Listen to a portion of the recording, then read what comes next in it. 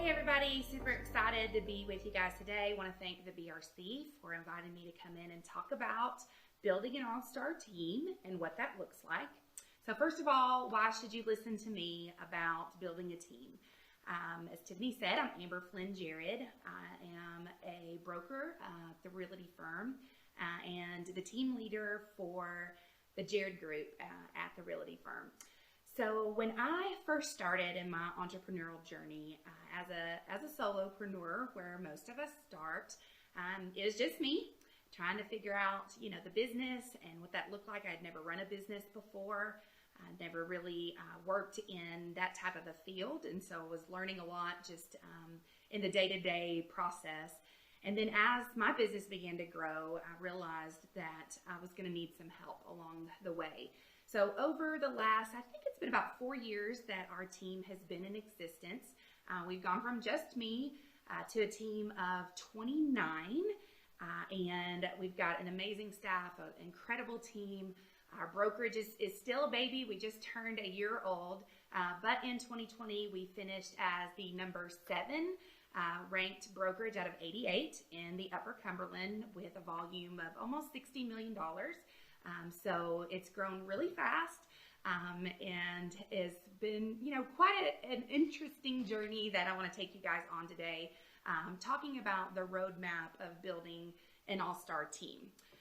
This is what I think takes you from that mentality of being a solopreneur and, kind of on your own along this business journey to becoming a business owner and having a totally different mindset as it comes to treating your business and the way that you run it.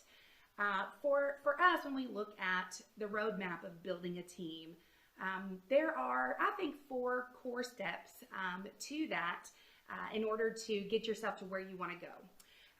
That begins with who we are, goes to where are we going, then how will we get there, and who is going with us. Now, what I see is oftentimes business owners do this totally in reverse. They hire some people because they're starting to scale, they're beginning to see some success. They may not necessarily know exactly how to plug these people into the right places because maybe they're not exactly sure where they're going because oftentimes they don't know who they are at a core level for their business. So that's where we want to start. Who are we? You've got to know your core values. You've got to know who you are. Why were you put here? What is your purpose? What makes you tick? What are you passionate about? That's step 1. For us at the Jared Group, we have 5 core values that are the heartbeat of who we are. I want to share those with you because here's the secret. Identity is your superpower. When you know who you are, you can come against all the whats and the whys and the hows that you're going to face in business day in and day out. So knowing who you are is that first step. That's the superpower, having that strong sense of identity and purpose. So for us, like I said, there are 5 core values that we have, and they make up the acronym GRACE, G-R-A-C-E, because we know ultimately we could do nothing without His grace. So the first one is G, that stands for generosity. We believe our business is our platform to give back to our clients and our community via our time, talent, and treasures. And we exist to be a catalyst for good in this community. That's our first core value, G. Next is our relationships. We value people over profits at the Jared Group. Relationships are the lifeblood of our business, and there is nothing that we treasure more than the people that we serve. So that's R. A stands for attitude. Attitude determines altitude. Positivity and forward thinking not only make you better, but it encourages those around you to do the same. Our team radiates positivity in the face of adversity. C stands for culture. We value our culture and who we are as a collective unit. We have a me before we mentality, always willing to help out and be a positive force on the team. Our culture permeates the way we think, the way we speak, and who we are when no one is looking. Finally, E, excellence. We strive for excellence in all we do. We do what is necessary to be equipped and educated in our field, and we will not settle for laziness, mediocrity, or substandard performance. We are not perfect, but we are excellent. So these are the 5 core values that make up who we are at the Jared Group. Everybody knows when they sit down in their first initial interview, we talk about these things. It is preached from the rooftops at all of our staff meetings. When we come up against a situation that becomes difficult, we're able to go back to these core values, and they'll help us to make a decision that's going to keep us in line with who we are as a team. These are the things that we don't compromise on. This is who we are at a cellular level. And having that identity, knowing who you are, is going to help catapult you along the rest of this roadmap. So, step 2, once we know who we are, we want to ask where we're going. And the vision comes from you as the leader. When the leader is confused about where they're going, I can promise you that you're never going to get to where you want to be. So the people are all looking to you. They want to know what you're thinking. They want to know where you're planning on going. And it takes a lot of dedication and intentional purpose as the leader to think about this. Where is it that we want to end up? Now, you may not always know. A lot of my business has just been about failing forward. A lot of it is, I thought we might go this way, and then you got to pivot and end up going in a different direction. So it takes a lot of humility. It takes a lot of self-awareness. It takes a lot of willingness to say, okay, I missed it on this one. Now we're going to kind of back up and punt and go this way instead. But just know that your people are watching, they're learning, they're taking their lead from you. One of the most important things that we do is that every year in January, we have a retreat where we get together and we do some hardcore goal setting. This is both individual and collective. I ask everybody to make their goals for the year and what it is that they want to achieve personally. And then I sit down with them. And this is what I think is probably my favorite thing about being a leader, is that I get to help other people get what they want out of life.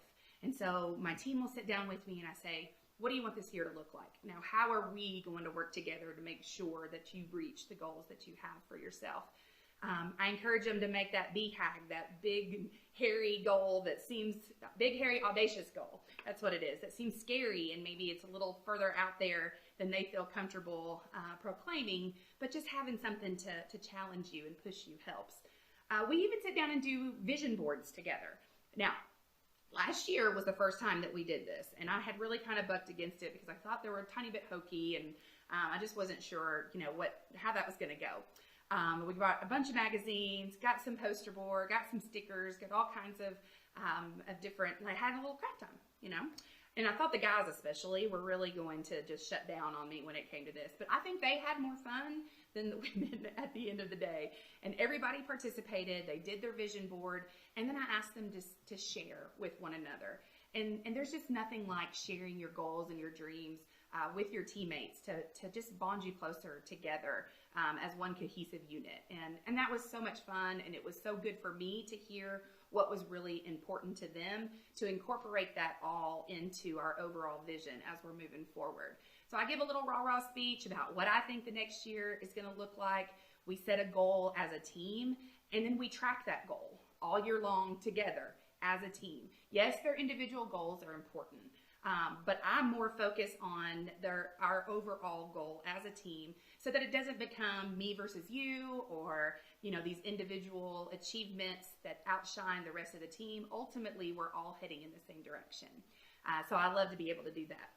So then I want to meet with each one of my team members quarterly. Now that gets more difficult the larger that we get, but it's still super important to me because you got to check your EQ, your emotional intelligence, make sure everybody mentally and emotionally is good and on the same page. That's part of carrying out that vision, that they're not tired, that they're not worn out, that they haven't checked out. If that happens, then, we've got a recruiting problem. We'll get to that in a minute. But when everybody's still together and on the same page, we're able to keep on plugging along as far as that vision goes. And sitting down and just having that one-on-one time with them, it re-energizes me as the leader to be in touch with where they are and how excited that they are about their goals. And then it also reminds me of why they're there. They've come alongside to be on this train for a reason. And me coming alongside them to root them on and support them and encourage them, only solidifies that bond that we've got together. So the vision, that comes from you directly as the leader, but don't forget every step is dependent on the one before. You can't know where you're going if you don't know who you are. All right, step 3 on this roadmap to building a team. How am I going to get there? Infrastructure. Now, this is the hardest one, I think, for most solopreneurs, people that are turned, like me, I'm preaching to the choir. Statistics tell us that, the vast majority of businesses fail, within the first 5 years and then down to 2 years. And I think it's like 90% in 10 years or something. You can find every statistic under the sun. Anyway, we know it's a bunch. And I think that this is probably the number one reason why most of the time that happens. Because most of us entrepreneurs, we're creatives, we're spontaneous. We don't like systems and structure. We feel like you're getting put in a box, and, we don't want to be super organized. We want to be able to go with the flow and what, makes us passionate for that day and pursue that. But that's great. As a solopreneur, you can pull that off most of the time. But as soon as you begin to assimilate a staff, it doesn't work anymore. Flying by the seat of your pants doesn't work for somebody that's on an hourly wage and you're overworking them or underworking them and they can't depend upon you. When it comes to scale, you've got to have some infrastructure. And that usually means systems, being able to automate what you're doing, not stressing yourself out as the leader because you're answering the same questions over and over and over. So implementing some policies and procedures is probably a good step 1. I'm failing forward in this every day in my business. This is the toughest part of this roadmap for me. I tend to run around in circles, a whole lot right there on that little map. But I see that the more that I do it and the more that I make myself sit down and work on my business and in the business, that's where I see the most growth. And it's been awesome. And there's so many, we could talk for 20 minutes just on the technology that's out there to help you with this type of stuff. Asana and Trello and, all of the trillion Google, app plug-in things that I don't know what I'm even talking about, but y'all know what I mean. Those are there to help you be able to implement some systems into your business. And it's that infrastructure that makes people feel comfortable. The boundaries that you're working in makes people feel like they know how to go in and succeed and do a good job for you, and be able to know that at the end of the day that they can check off their boxes and just be able to feel good about who they are and that they're in the right spot there. Your staff need to have very clear, defined roles. There's a part of this infrastructure where, again, as that solopreneur, I'm used to doing everything. I've worn all of the hats in my business at some point in time. I've been the CEO and the CMO and the COO and the CFO. I've been all of them, most of the time all at once. And, you figure that people are like you in that. But that's not generally the case. You're going to hire people to wear one hat, and they want to wear that one hat really well. And the best thing that you can do for them is give them some clarity on what it is that they're doing. Let them know that they're on the right road as far as this map goes. Let that be the GPS that guides them. When they know what their role is and whether or not they're doing that role well, they're going to feel comfortable. They're going to achieve at a higher level, and they're going to reach their potential as well. That is one of my greatest goals in life, is to be able to help other people reach their potential and get the life that they want to live. And so I can't do that if I'm placating. I used to say I'm the world's worst boss in the world, because I wouldn't call people out when they weren't, meeting their goals or hitting the metrics, the KPIs that they needed to. I'm just more of a passive person, by nature. And so I would really try to encourage you to your strength, but I didn't necessarily call you out on your weakness. And I've learned that that's really not fair to that teammate, because they don't know what you expect out of them, and they don't know whether or not they're succeeding at the place that they want to. And so one of the greatest gifts that you can give your staff is clarity. So part of that infrastructure has to be a clear plan of getting from point A to point B. And again, we can't know how to get there if we don't know where we're going, and we can't know where we're going if we don't know who we are. Okay? Step 4. All right, along this roadmap, who is going with us? Now, the answer to almost any problem in business is recruitment. Most of the time, if you've got a weak spot in your business or something is not running the way that it should, then either you don't have the right people on the bus, or they're not sitting in the right seats, or you're too busy driving the bus that you haven't taken the time to train them properly. And that's usually where I have found that I have missed the mark. So the first step in successful recruitment is to be hyper self-aware. Know what your strengths are, know what your weaknesses are. Always, always hire to your weaknesses. I think one thing that we tend to do, at least I did, in the beginning, was hire to my strengths. I thought if I could just find another person like me, then they can do all of these things and I could step out and work in other areas of the business. But what I began to find is those people who had similar strengths that I had also had similar weaknesses that I had. And so they were unable to kind of shore up the areas of my business that were, not working as effectively or, probably as well as they could be because of that, and because we shared the same weaknesses, we didn't necessarily see it. And so nobody was there to kind of point out, hey, maybe we should go in this different direction. But when you hire to your weakness and you automatically supplement who you are as a worker, as a thinker, as a business owner, with somebody who sees things differently than you, who feels things differently than you, has ideas that are a little bit more outside of the box than where you would normally go, it's going to make you much more well-rounded, as a business as a whole. One of the biggest things too that I learned early on is, yes, hire slow and fire fast. I am real bad at firing. I don't like it. I feel super responsible. When you hire a staff, these are families that you're taking on. It's not just some random person that you don't know. In a small town, you're often hiring your friends or people that you're acquainted with, or their friends or their family. And you begin to take on this responsibility, for putting food on their table and helping them achieve, their best life. Well, if they're not a good fit for you, again, kind of going back to the clarity, you're really not doing them any favors, keeping them in a position where they cannot be the best person that they can be. And if they're stuck in a role where they're not going to grow and they're not going to be challenged, I had to think about it this way. Like, really, you're doing the best possible thing for them to help them find another place where they can grow and thrive, right? Another thing, don't hire for skill. Hire for attitude. You can always teach skill.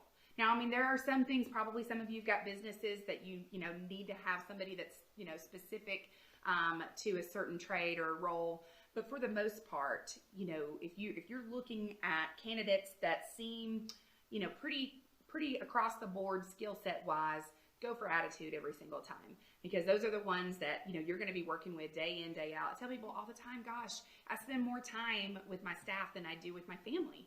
When it comes as far as hours in the day, you're 8-9 hours at work. And in our world, that's 10, 12, but whatever. And waking hours with your spouse and your children, may just be 3 or 4 hours after that. So I'm not going to work with people I don't enjoy being with.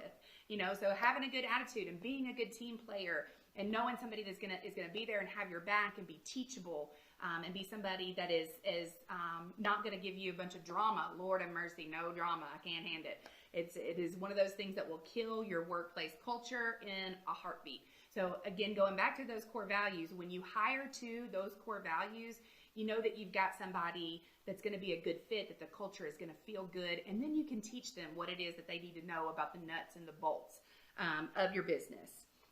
Another thing I think is super important when you think about recruiting and bringing the right people on your team is who they are, on the inside. Do they line up with those core values? I think Google has a test that they do. It's like, if I had to be stuck in an airport, with this person, if we missed our flight and I had to be stuck at an airport bar with this person for 5 hours, like, would I want to gouge my eyeballs out? Or would we have a good time and laugh together?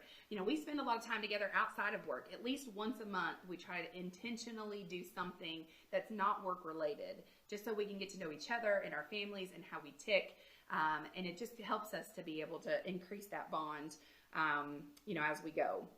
The people that you have on your team, You know, this all-star group that you're putting together is going to determine whether or not you get to where you're going on this roadmap. You know, Michael Jordan didn't win 6 championships all by himself. Tom Brady didn't win 7 Super Bowls all by himself. Arguable sometimes, but no, you got a team that's around you, that's supporting you. You know, you as the leader, and you might be, you know, the rainmaker, and you might be the star, but you've got to have these people supporting you, underneath you, to help you know, again, who's going with you on that bus. And then how are you going to get there? But you're not going to know how you're going to get there until you know where you're going. And you're not going to know where you're going until you know who you are. All right. Thank you guys for joining me today. I love talking about this stuff. I love being able to talk to other business owners and just kind of mastermind together. If you guys have any questions, or if this is a subject you want to talk about, feel free to reach out to me. I would love to get to know you and your business and see what we can help each other with.